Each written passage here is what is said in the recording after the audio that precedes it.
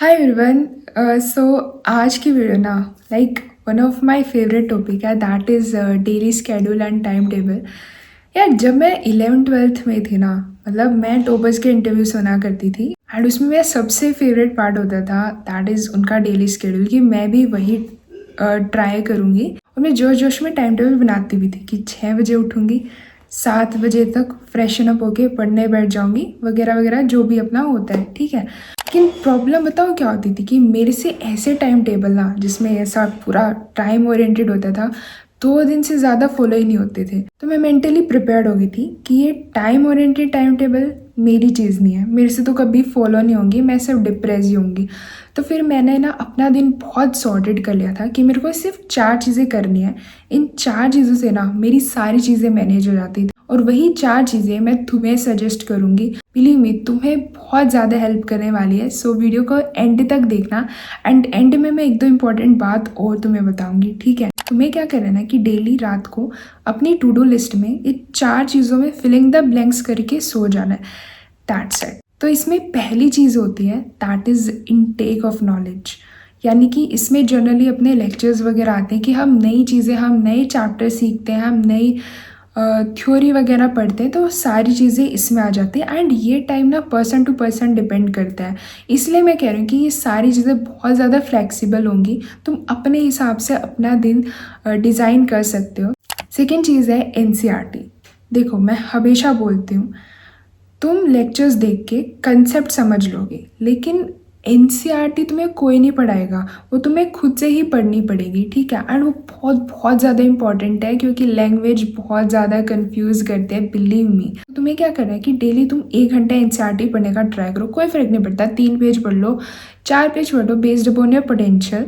And अगर तुम 1 घंटा भी नहीं पढ़ सकते ना, तो तुम 40 मिनट NCERT पढ़ लो एंड 20 मिनट तुम बेसिकली क्वेश्चंस कर सकते हो। क्वेश्चंस प्रैक्टिस करने के लिए ना मैं तुम्हें नीट प्रेप एसेंशियल का NCERT अभ्यास बैच सजेस्ट करूँगी। तुम्हें प्ले स्टोर पे जाके NEET prep essential app download कर लेना। NCERT अभ्यास बैच में एनरोल करने के बाद तुम्हें old NCERT and new NCERT मिलती है, जिसमें तुम अपने प्रेफरेंस के हिसाब से सिलेक्ट कर सकते हो। एंड जितने भी तुमने पेजेस पढ़े ना, बेसिकली हर पेज से तुम्हें अलग अलग वैरायटी के क्वेश्चंस मिलेंगे, जैसे कि assertion based, match the following, sequence type, statement based and diagram.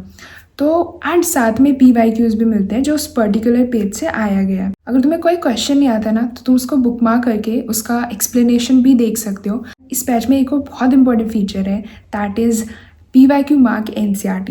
Basically इसमें क्या होता है, लास्ट के 25 साल में जितने भी PYQs पूछे हैं ना, वो बेसिकली NCERT पे तुम्हें हाईलाइट मिल जाते हैं कि इस पर्टिकुलर लाइन से PYQ मिला है। एंड उस पर तुम क्लिक करोगे ना, तो तुम्हें क्वेश्चन भी मिल जाते हैं। तो तुम्हें इससे आइडिया मिल जाएगा कि NCERT की मामूली सी लाइन से भी क्वेश्चन आ रखा है। एंड NCERT के साथ एग्जाम्पलर से भी जो PYQs आए हैं, तुम्हें वो भी मिल जाएंगे। इनका एक अल्टीमेट कॉम्बो कोर्स भी आता है, जिसमें तुम्हें 8 फिजिकल मॉड्यूल्स एंड साथ में 50 MS शीट्स भी मिलते हैं। अगर मैं प्राइस की बात करूँ तो नीट अभ्यास बैच तुम्हें 2000 में मिल जाएगा एंड अल्टीमेट कॉम्बो कोर्स 4999 में मिलेगा। हालांकि अभी ऑफर चल रहा है कि जो फर्स्ट 1000 स्टूडेंट्स होंगे उनको AR पावर कोर्स फ्री में मिलता है। मतलब इसमें क्या होता है कि ये जो असर्शन रीजनिंग क्वेश्चन हो गए, match the following, statement based, diagram, इनको इकट्ठा करके दे दिया जाएगा। एंड सारी लिंक्स मैंने डिस्क्रिप्शन में दे दिया, you can check out. Now third task आता है रिविजन। हाँ, अब भी से कोर्स की स्टार्टिंग से ही रिवीजन करना स्टार्ट कर दो। हम जनरली क्या करते हैं, पहले सिलेबस कंप्लीट करेंगे, उसके बाद से रिवीजन स्टार्ट करें। इससे बेटर ना तुम फर्स्ट डे से ही अपना रिवीजन स्टार्ट कर दो। बेसिकली तुम्हें कुछ नहीं करना, कुछ पढ़ा होगा अभी तक, 11th वालों ने थोड़ा पढ़ा होगा, 12th वालों की तो पूरी 11th उन्होंने कर ली है, टॉपर्स ने भी पढ़ना स्टार्ट कर दिया होगा। कुछ नहीं करना होता, जितना भी तुमने पढ़ा है ना उसकी लिस्ट बना लो कि ये चैप्टर तुमने कर लिए एंड डेली थोड़ा थोड़ा रिवाइज करो, थोड़ा रिवाइज करो, उस पर टिक लगा दो कि हाँ।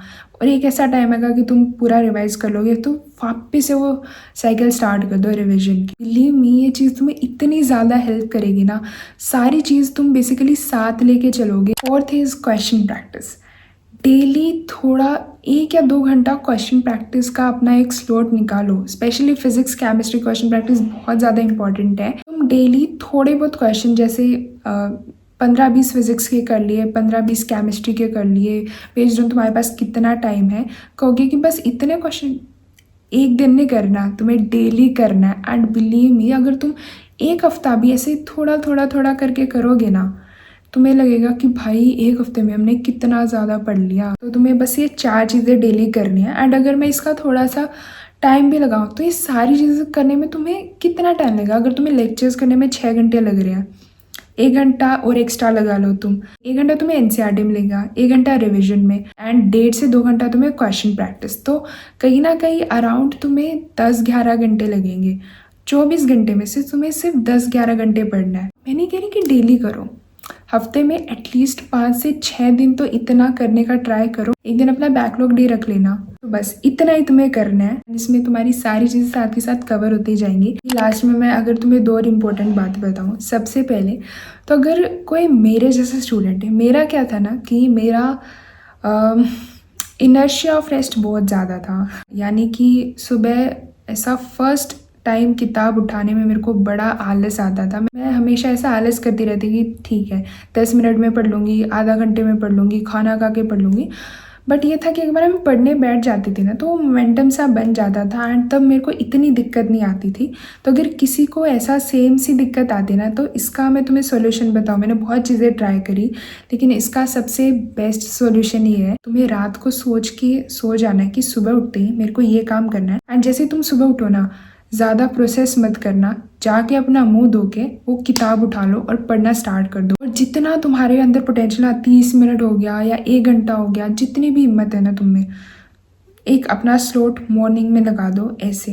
एंड तुम्हारे ना ऐसे मोमेंटम सा बन जाएगा, कॉन्फिडेंस आएगा कि यार अभी तो दिन शुरू हुआ है और मैंने देखो इतना पढ़ भी लिया। एंड सेकेंड इंपॉर्टेंट थिंग, हर दिन सेम नहीं होता, हर दिन आइडल डे नहीं होता। बहुत बार ऐसा आएगा कि 70 to 80% टास्क आपके कंप्लीट होंगे, एंड दैट्स ओके। मतलब मेरे ऐसे बहुत कम दिन है जिसमें मैंने सारे टास्क कंप्लीट करे हूँ। बहुत बार ऐसा होता है कि आज ये चीज़ रह गई, कल ये चीज़ रह गई, एंड दैट्स ओके। एटलीस्ट आपने वो ट्राई तो करा ना फॉलो करने का। इसलिए मैं संडे को अपना एक बैकलॉग डे रख लेती थी, जिसमें मैं अपना ये सारा बैकलॉग कवर कर लेती थी।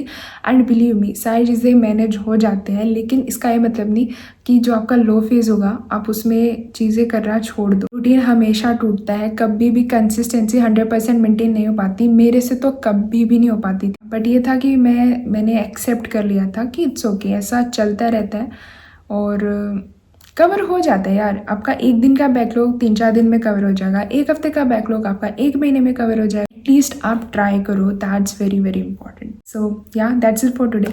आई होप आपको थोड़ी सी हेल्प की होगी। If yes then please subscribe to my channel and till then bye bye.